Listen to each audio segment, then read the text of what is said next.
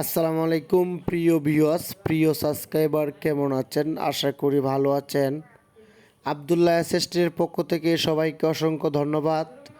আপনারা যারা এই ঘরটি দেখতে পাচ্ছেন, এটি কিন্তু পানির উপরে, মানে পুষ্কুনির ভিতরে বা দিঘি, সেখানে কিন্তু আমরা লোহার স্ট্রাকচারটা করে দিয়ে আসছি। আপনারা দেখতে পাচ্ছেন লোহার স্ট্রাকচারগুলো কিন্তু কাজ একবারে কমপ্লিট হয়ে গেছে। আর সেটা কিন্তু বিএসআরএম স্টিলের অ্যাঙ্গেল দিয়ে কাজটি করা হয়েছে।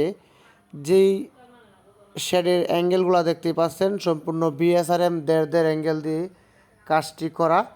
আপনারা চাইলে এরকম ঘর পানির উপরে বা পুষ্করিতে এরকম ঘর মাচা দিয়ে করাতে পারেন আবদুল্লাহ এসএস স্টিলের মাধ্যমে।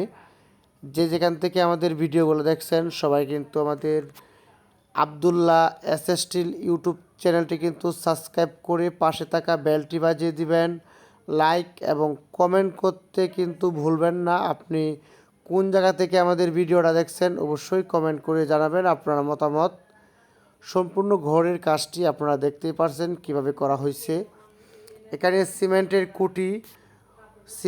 কুটি বা সিমেন্টের পিলার, বাঁশ এবং তালকাঠ, আর হচ্ছে লোহার অ্যাঙ্গেল এবং টিন ব্যবহার করা হবে এই ঘরেতে। আর যতটুকু আপনারা করতে পেরেছি এই পর্যন্ত আপনারা দেখতে পাচ্ছেন কাজের যে ফেসটা কীরকম এবং কীরকম হয়েছে অবশ্যই কমেন্টে জানিয়ে দিবেন। আবদুল্লাহ এসএস স্টিল সারা বাংলাদেশে লোহার অ্যাঙ্গেল দিয়ে ঘরের কাজগুলা করে থাকে। আসসালামু আলাইকুম।